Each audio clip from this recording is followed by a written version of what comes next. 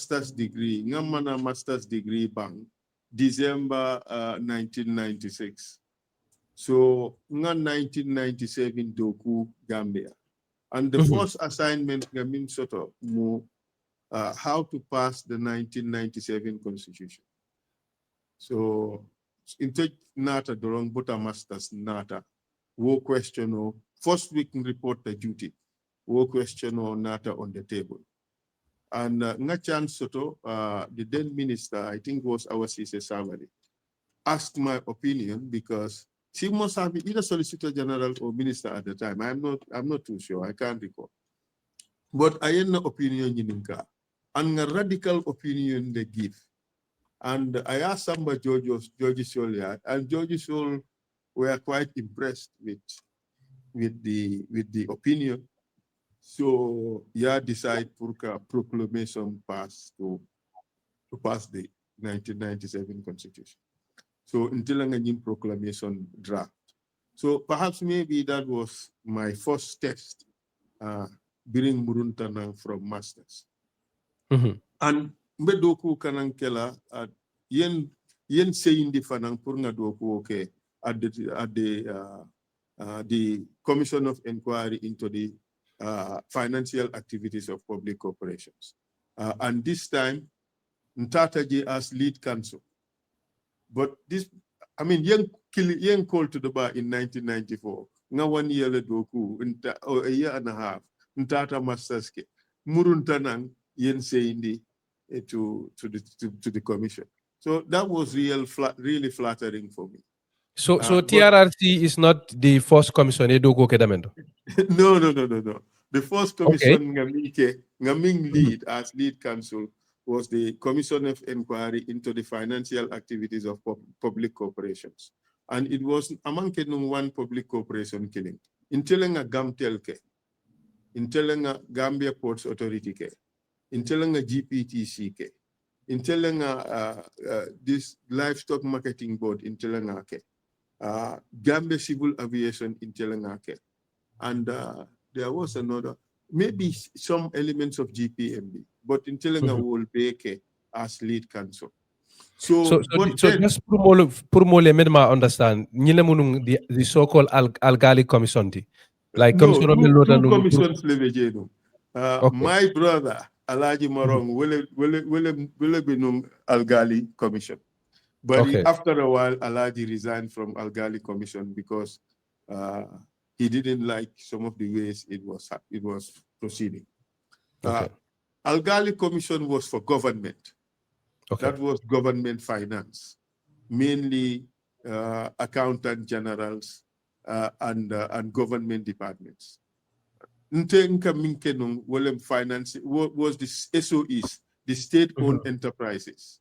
Gamtel, Gambia Ports Authority, and all those public corporations. So you had two commissions which proceeded on separate lines. One was government, that was Algali, and the other was the Latte Commission, the Justice Latte Commission. We dealt with public corporations. So that was the one that I led. Just before I finished it, Gambia was elected to the United Nations Security Council.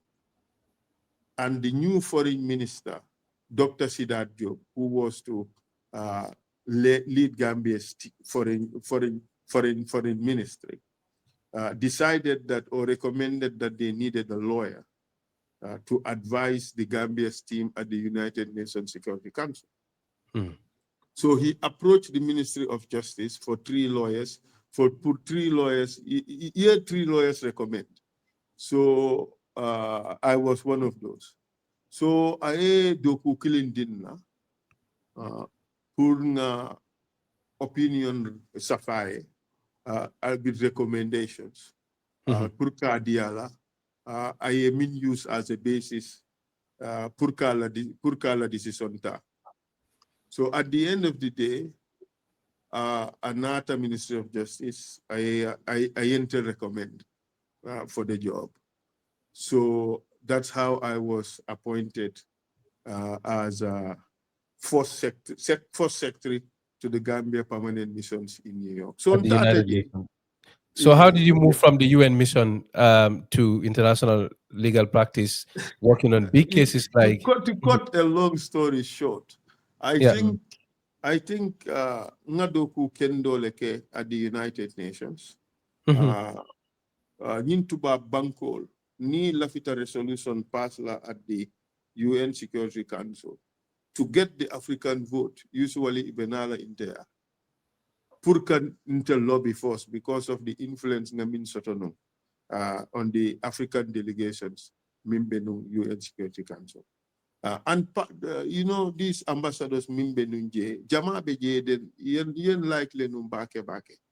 In particular, Ambassador Hasmi Agam, Mimbenu Malaysia, and Sir Jeremy Greenstock, ambassador from permanent representative from England, and a few of these other ambassadors, because of the Dokuong Kaminkenung at the Security Council, writing resolutions, helping break log jams in negotiations and things like that. So, East Timor, Nyantatala nung independence in the year 2000, because a referendum came in 1999, and fighting broke out. And participate ka resolution sol safe, participate pour ka concepts nati of operations, how the United Nations nyanta nyin docket decisions in nyanta mintala. So because of the level of participation, ngamin soto nunje, nying ambassadors I group ta inata nyininka munatin nentetala East Timor purka the new representative of the Secretary General Dema purka East Timor rebuilt.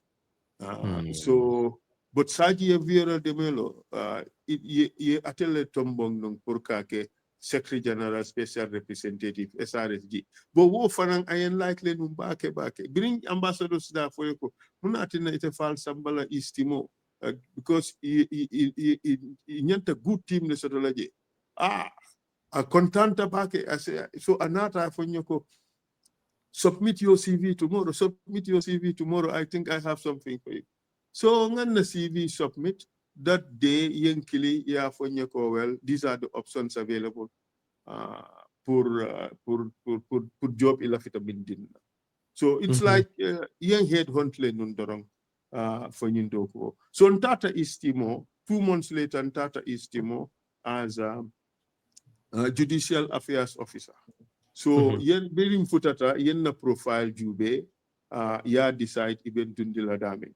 So Saji Vera Demolo alafitan tambala nung ala office, the office of the SRSG, but the legal affairs also lafitan sambalaje. So at the end of the day, since intel lafita kela loyalty instead of an armchair lawyer, so decide to purkata the Judicial Affairs Department to help rebuild East Timor judicial institutions, and also porque la lawyer sol karande lawyer doku ka Kenyame. So Brimbeje intelenga prosecution office intelenga established, intelenga lawyer sol karandi ika prosecution Kenya dile. Intelenga court sol fanang established because intelenga project sol run. Participate panang purka Jojo Sol Karandi. The prison nga prison expert sort of from Australia, but intelling a prison concept safe, intelling a lua panang safe. So lua jama bije intelling a safe o wachola. So after 2.5 years, well, I was also the first year appointed as an international prosecutor. So dol mimbel dokola United Nations ni ye problem soto. Ye crimes ke and Secretary General ye la immunity wave inteleke prosecute. Yes. Or very serious cases na soto da East Timor or watola. Amanta serious crime unit inteleba prosecute. So later Prubol men ma faham istimo mu bankol ti kodi abe Asia la kono. Istimo mu bankol ti abe Southeast Asia, Istimo ketanum part of Indonesia. But through the process of self-determination, ye referendum ke in 1999, pour East Timor decide for abakela independent state leti or for Indonesia join la. I decide to pour kata independent. But Indonesians and the Indonesian sympathizers all, mimbening East Timor, ye banko be jani, ye mo jama fa, katu iman lafila pour kata independent. In lafila banko in Indonesia ye deng. So United Nations, me ning referendum supervise, it tata East Timor pour que transition administration lundige, pour que East Timor steer to independence. Basically, yeah, okay. Yeah, so Kaje ko yelo isintanding fulo la kake no banko ti so yato lel kinu nje United Nations dokulalo pour que ma koy woto. Birin tol futata East Timor, dulal jama be sisi la. Katu, because of the fighting. So, dama mantaje, Gambians jama tataje before intengataje. Katu as a counselor at the time, at the UN Security Council, intelekata purka negotiations ke for peacekeeping mission. So, nga negotiations jama ke purka Gambians ye peacekeeping jobs. So, inteleka la dati purka police role and soldier role samba peacekeeping missions. And also purka civilian jobs soto Gambia banku dingoli. You know, Alpha Jama be nyim banko kami alonko itata international job. Intelenga lobby, intelenga lijanti, intelenga negotiate. You know, but ato farang temudin ningolati at the United Nations. So no fear, you know. Yeah. But it was still a position of influence. Yeah. So well, the thing is, if you are in the Security Council, you are in a position of influence. Okay. You know. So, but being a Security Council bank, ntata istimo nganyinto okay. After a year and a half, I was appointed as senior prosecutor at the Serious Crimes Unit. Purka crimes will nying crimes ba purke prosecute war crimes, genocide, and crimes against humanity. So a special court le create for war. Just like the special court ilafitamin create in Gambia for President Jammeh and the perpetrators of the Jammeh government. So J rise to the position of Deputy General Prosecutor and Chief of Prosecution. This is still in Istimo. Yes. Okay. At the UN Special Panels for Serious Crimes. So I was Deputy General Prosecutor and then the Chief of Prosecution. So Mbota J at the end of 2004, because in Silata Nunko Istimo nying mission bena close la. But organizations jama beje nung mimbeng head hunt la ka jobs ofanye katu. This is no bragging, you know. Bari tubab jama ibuka believe le nunko a Gambian boy in he's 30, 32, 33, will deputy general prosecutor for this kind of highly specialized area of law. So jama buka believe. In fact, was it in post interview Kenya? You know, I think second page of was it in post and stuff like that. So many more jama. Yeah, it was just unbelievable. But also, man lafila ka fall by the wayside because you know these missions. Tumado ibuka along muntuma le musum de beban. So bring international development law organization yeng headhunt decide the purkela dokuota kata Rome at the IDLO. This organization aka lawyers le karandi and judges and prosecutors in developing countries. So they call it International Development Law Organization. Okay. So yen head on purungake a program legal council, meaning intelligent programs will design la participate in training and things like that. But in 6 months, Brimbeje yen appoint the head of large projects unit. That is your project means to me along atambita $1 million. Abenala Intela department pour nga conceptualize nga implementation dada nga budget all finalize with the donors and nga implementation finance supervise and inka reporting regularly to the director of technical assistance and also to the donors. So whether in Samba Dula Jamato, in Samba Afghanistan, in Samba Liberia, in Samba Indonesia, in also Samba Sri Lanka. So katu na programs or and in the projects until conceptualize competition lead, because the donors, they would want competition from other organizations. Akamunta ko tender them drone. Okay. Yela documents or proposals dundi ya evaluate ye program or award ye and internal supervise. It has supervised across the board. So in Afghanistan, projects full supervised je and Liberia fanang project killing Indonesia and Sri Lanka. So nice do call it, to be quite candid. Nga likely nung bari the travel to dangerous locations was too much. Ninkata Afghanistan nkijoka farani. Billahi wo wato landing in Kabul dorong problem. And being in Kabul was traumatizing. Purka bo na korda ko no kata office is about 300-400 meters. Nka 2 military escorts lesoto. So it was traumatizing. So bringing the milestones achieved at IDLO. Ntata room one day, Director General ko alafita ntenga accompany kata ICC for some negotiation. So ntata ICC in negotiation ola. The deputy prosecutor for investigations, ya boyko Essa Faal beja. So ayenna profile lonne. So atata Fatu Bensouda ya kafoko. Fatu Bensouda le mun deputy prosecutor for prosecution. So aya fo Fatu yeko. Nga moyko Essa Faal be nim building okono. Fatu ya fo anata jan purkan kondo. Say, but I invite Ayana dinner.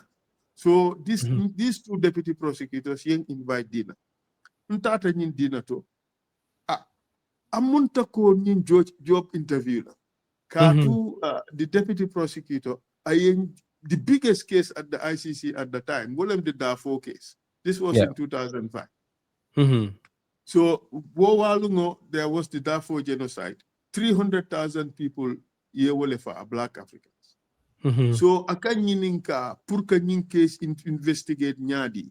Katu that is from 2003 to 2005 iman results. So I love it and brain pick na ideas and things like that. So ngamin long wo fine. I you go make sure you come to the office tomorrow. I want to see you. I have some important discussions. So I didn't know this was about a job. So the next day in Tata, I had Samba before a panel. And I have a panel loco. I'll ni diamo. Ni al diamota. I'll ni al satisfied. The job for head of investigations for this case. Di nyinna. Katun tenga mi mo impressed. So ICC ite dunna je iman examota. So mbeje ye exam fenkol nati yalandi before yalandi nyato. So it was funny. But na exam okay. Jandimba banna, the head of investigations. Anata akinka minke ayajube. Aya foko, look, lafite ke interview now. Nying ting unsatisfied na interview. Tata interview. Loklem dorong yalong. It was my day to sign. Honorable, that's what I wanted. Lafake Nyingawal, I'm really sorry for cutting in. I know, you have a very, very impressive track record, Lesotho, going through all these big positions around the world. What do you attribute this success to? Is it, some would say, Loklembang foi bajeloko, ita fawala wakilolem, waranin kukotanem, munemu. How did you get to these positions? Molke sute, eke karfanyu nyong palas basi fala. It is hard work, seriousness, good character, and absolute faith in God. Nothing else. Yalong tumado nkata court. Issues beje, you know, you don't have a clue how to deal with it. But alaleke dema. So nte nakuo be ngadi alala. Yes, yalong interman IHL study in university. Ma study intelengam fan karandi IHL. International humanitarian law. Yes, intelengam fan karandi. But okay, fanang participate pour ka ICC la loi ça fait. Bring be in UN Security Council, intelam legal advisory. So intelebetala fifth committee. So intelebetala negotiation for these international treaties. So, but I also have a master's degree in legislative drafting. So participate tabake pour que Rome statute safe. In fact, ni mam fly to misnum until a signature lebetarala Rome statute pour Gambia. Katu yentele designate pour ngata Rome pour ka statute signed for Gambia. But unfortunately, because of the work at Security Council, ngan na flight miss Mantano. But because we participate pour kanyin loi safe, so not the procedural aspect long back, but the substantive aspect of IHL, like war crimes. What were war crimes? What are the Geneva Conventions or the additional protocols? And these are things I didn't know, but I had to teach myself. So ngam fankaran na. So that is the hard work. Andung ni dajiko nyinya soto mo bebe la file. So and ni famaji fanang, but that does not mean that it's a confidence soto.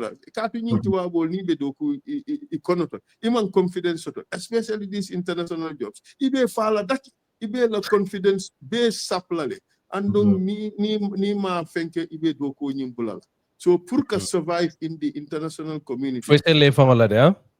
Yes, I mean you have to be twice or three times better than most of them.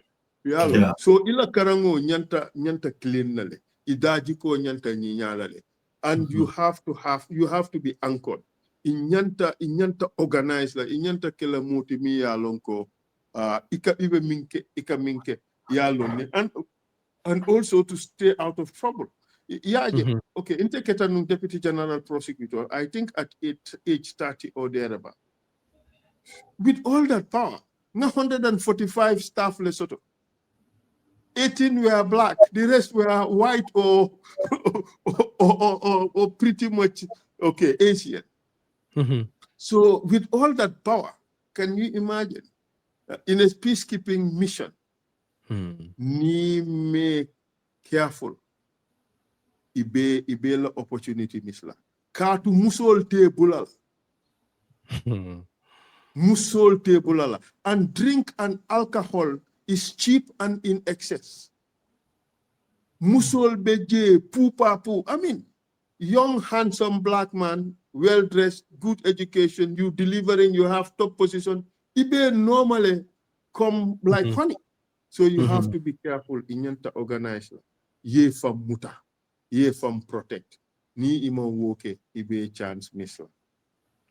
Honorable, thank you very much indeed. Comment na bi mansalingo nga fa nyameng iko ni lafta mo tamanyani na ka tambindile walatina benna time ta kan ke simfal karang ye simfal menta ka futa ni nyom place sifal to anyabo warata ngalon to dindigo mem fana be lamayrola ani mo ko tangol be karankan inshallah be lafala wakilola so lafa silang nga move ila career kono demanding ibenung ICC kaje you were with the prosecution team but all of a sudden nataje ko yedo ko ke case do fana menketa Kenya la post election violence case ti Uhuru Kenyatta ni William Ruto nyolla case wol fana na ko benung ICC memo International Criminal Court ti Sudan ni dafo ko ta kola bari nataje je ninje ibota ICC la prosecution team kono and then ikafuta defense team kang nga kalamuta fanko a chocho fang wala fasiala nung even at the level of the ICC nga kalamuta fananko fang it was a matter of there was a small legal diamosiata demanding for kiti demanding kera kwalaje. So how did that come about? How did you move and what is your response to Molu Menuko? Perhaps this is not in line with the kind of career trajectory yemen soto comme ka même for in terms of integrity in kujamal e be prosecution kono al sol fon la kitio be sirin kitio men kola je ninje ngaje bota banko la karo prosecution la karo eta defense council. If you can talk about how that happened, please. Look, Ntata ICC nga dafo investigations lead. Bota head of investigations for Darfur. So Nketa lead counsel for Darfur after exams and selection process. Yang appoint lead counsel or lead prosecuting counsel or head of the Darfur team. So na objective nga attain. Nga President Omar Basir indict, nga Minister of Defense, Minister of Interior at the time indict, and the Deputy Minister of Interior and the Janjaweed commanders. Ali Kuship was just convicted recently at the court. So I believe that ngan na do ko kali. Janning wo kesol be bannam batata la nu bake. ICC ayem man la fi fenn nu nje katum batata le ni nte doron lebe case court nu mimbe 4 case minye 4 case. 3 trial lawyers lebe jenu next to the deputy prosecutor. Ntelem kilintinu and the only African at that time.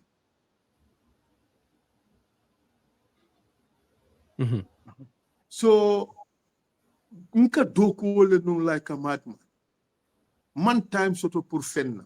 Mbuka partike, mbuka fenke for serious work. And because, okay, at the time, the only thing I did was smoking. I don't drink alcohol. I don't do excessive partying. I don't do anything. So it was just, and it was getting to me. I was tired. So nafita other challenges lekel. So decide to purka resign ICC. Katu man chance soto fanang ICC purka ta santo. My immediate boss was a Gambian female deputy prosecutor who also wanted to become prosecutor. There is no scope for me to go up because my next rank was either deputy prosecutor or prosecutor. And I had to challenge. I had to go for election. It means that Gambia would have to nominate me for election. But will Gambia nominate me for election when Fatou Bensouda is there, already holding one of those elected positions? It will not happen. You cannot have 2 Gambians, 1 deputy prosecutor and 1 prosecutor. What a killer. So there was no chance for me for career development at the ICC. So nga foko okay, batu nga nying job bula, nga murung Gambia, nga na law firm established, inte enroll fanang ICC list of counsel, purka ICC defense cases ta. Because lowa teje, miya foko ite bola no prosecution, it is our defense. No, the only law mimbeje, wolem the law of conflict of interest. If conflict of interest beje, it's a case tala no. Ni conflict of interest teje, it's a case tala no. So, nte resign ta, nata Gambia. The first week, the Kenyan government yankili, purka nyininka, ni mbe interest kela, sotola purke dema in the Kenyan cases before the ICC. So, nga jeko nyimu opportunity le, katu, nga lonko, mbe busy le nung ICC so much. Mam fen le kalamuta. Mam fen le long. Kenya case open. Okay, what wato ni deputy prosecutor tamata. Inteleka serve as officer in charge of the prosecution, of the ICC prosecution organ. So, bari ala ya kedorong mam fen long ning Kenya case open. The team bring iba settler ye mol min sambaje, some of the lawyers ye turn team lekono. So nye advise the 1 or 2 times, but wo kola mam fendo case open. So bring Kenya yen kili nko okay mbatunga na Kenya nga discussion soto nga aliye briefing din nange case o understand before mba decide la fombe case tala for intata. More lawyers Jammeh beje from Angleterre, from America. More baby scramble la pour kanyin case also. Karim Khan beje. Nte futata je.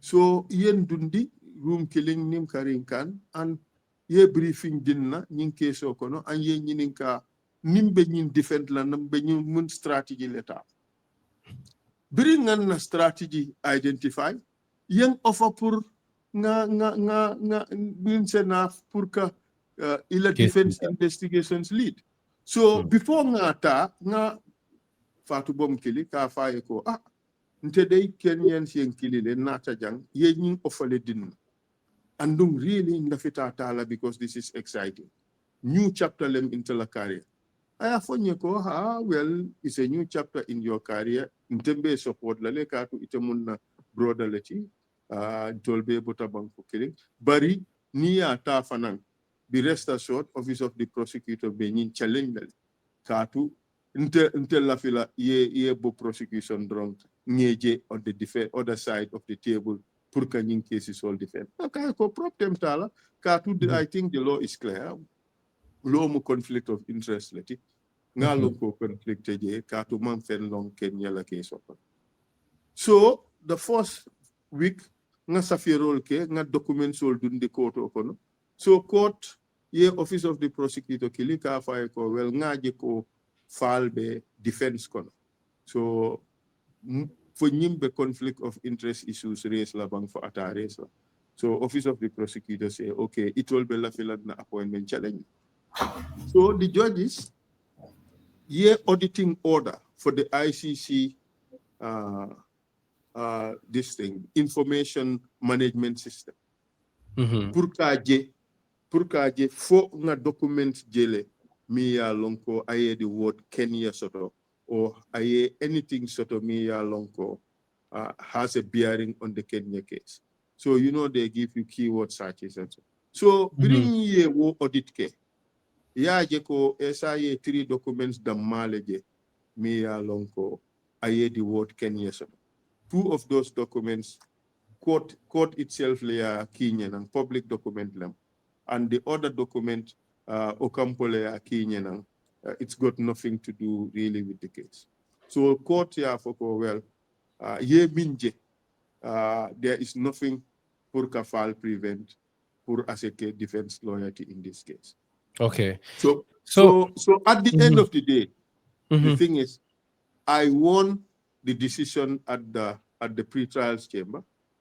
OTP ya appeal nga gagné fanang appeal kono OTP ye new claim nati at the pre-trials chamber wo fanang nga gagné so 3 times nying issue benala all times intela nga gagné katu ala ya lonko mam fenle lunnu Kenya la case kono ila biggest point mu nyinnetu ko ni fatu tamata lenum Essa leka act as a head officer in charge of the prosecution but ye documents will be minje wo watola fente je mi ya lonko aye one word of Kenya soto so ala ye dema dorong ala le protect ayen insulate pour nga nying fenko soto pour nga nyin silota katu you know the lawyers minka nying Kenya case kenu ya boro intela team le kono Jammeh be je intela nge trade so bari ala ye dema dorong ayen insulate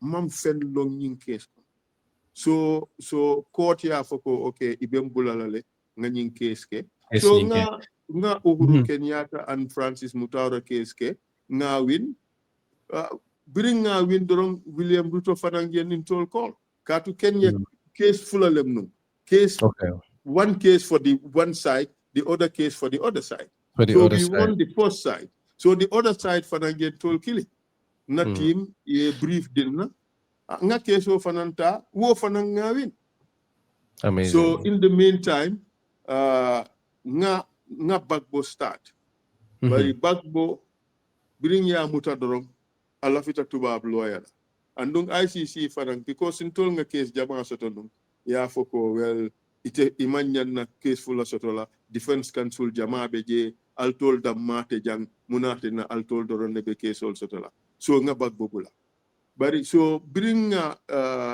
Ruto fanang bang nga Saif al-Islam Gaddafi soto Gaddafi dingo even before that nga doku woke President Gaddafi But in Gamin Doko Minke, am I like, for last minute, Jandi Ba Fala, Akamol for Purientol Kili.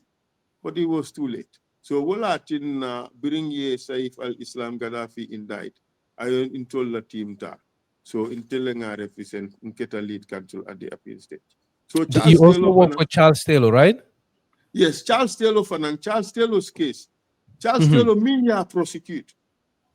Well, members of my team to know, Brimbe Istimo.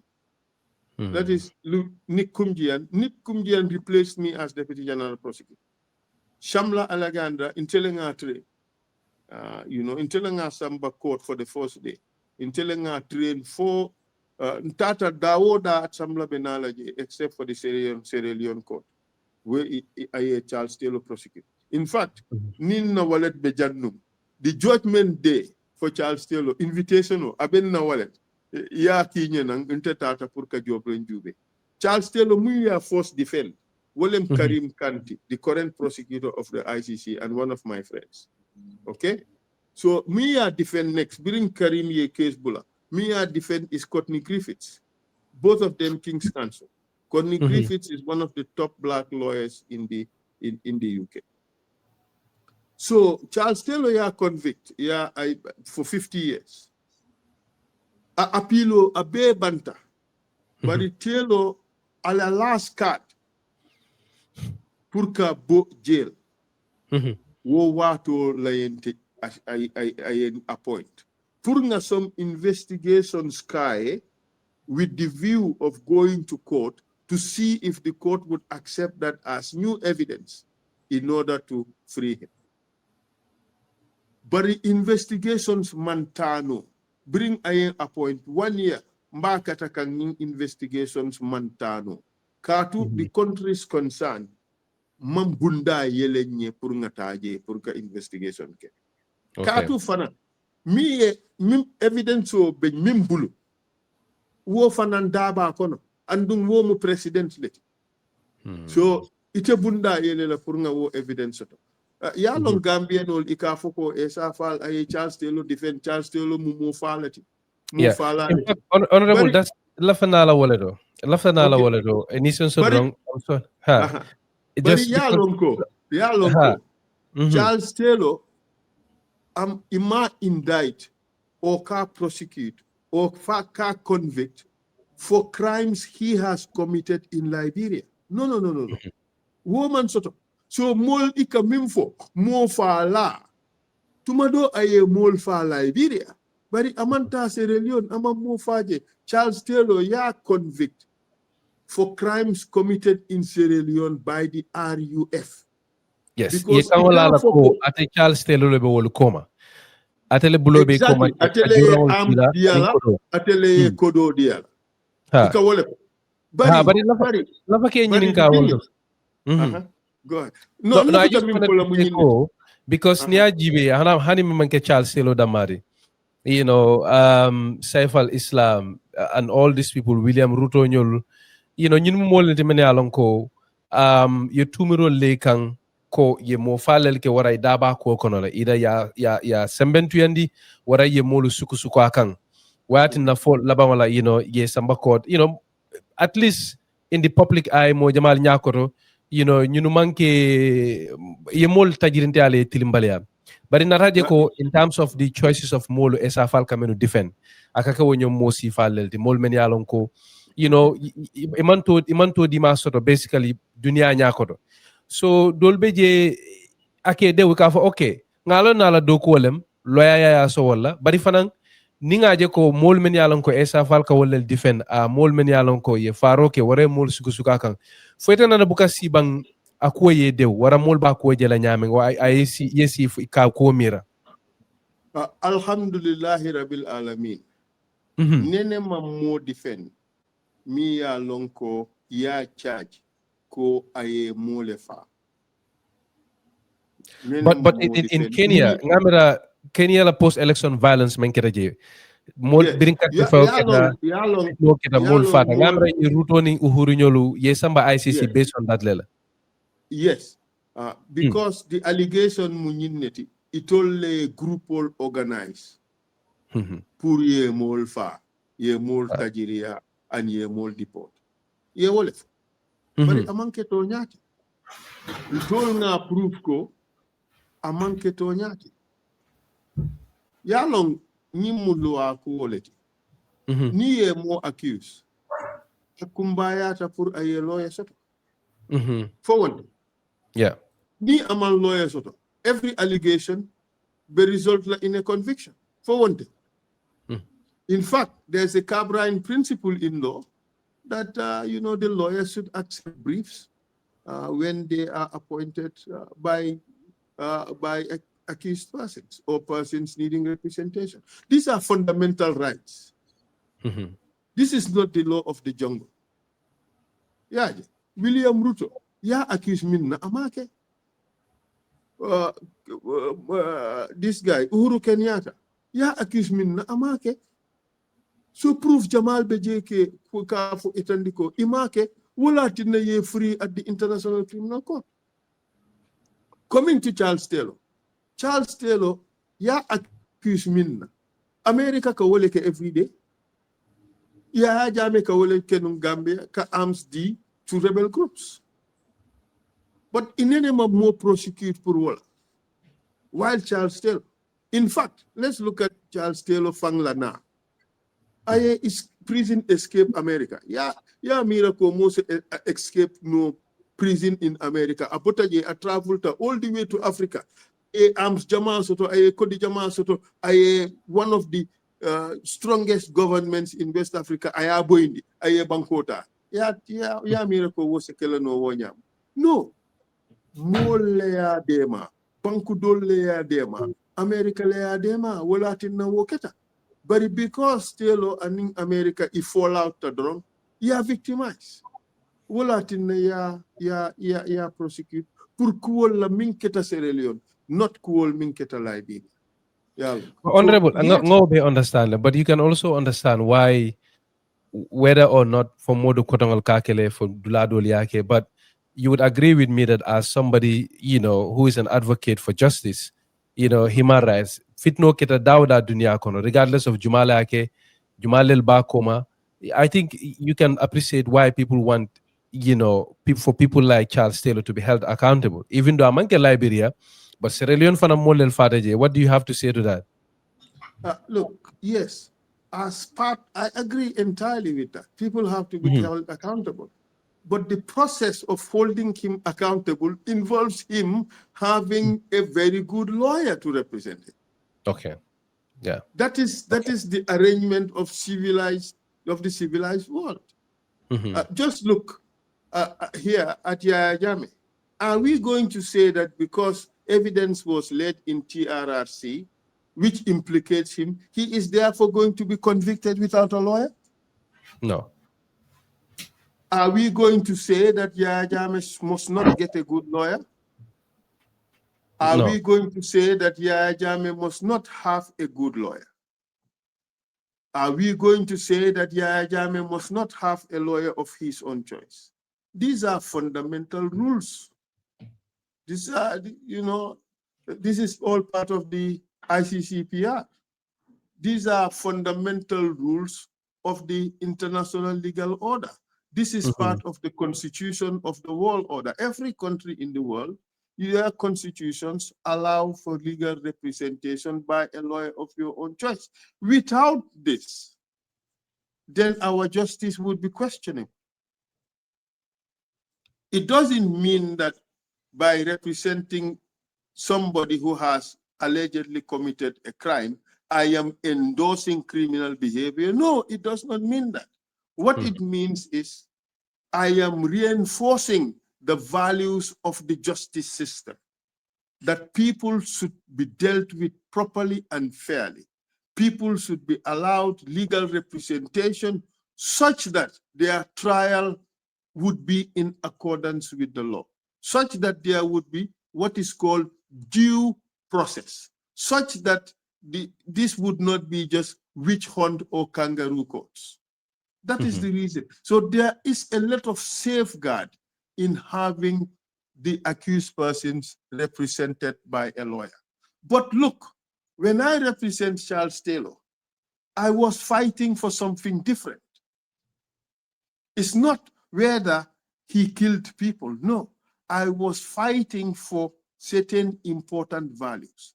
That why is it that Western presidents can give arms to groups in other countries and they are not prosecuted? In fact, they are hailed and clapped for even in the press.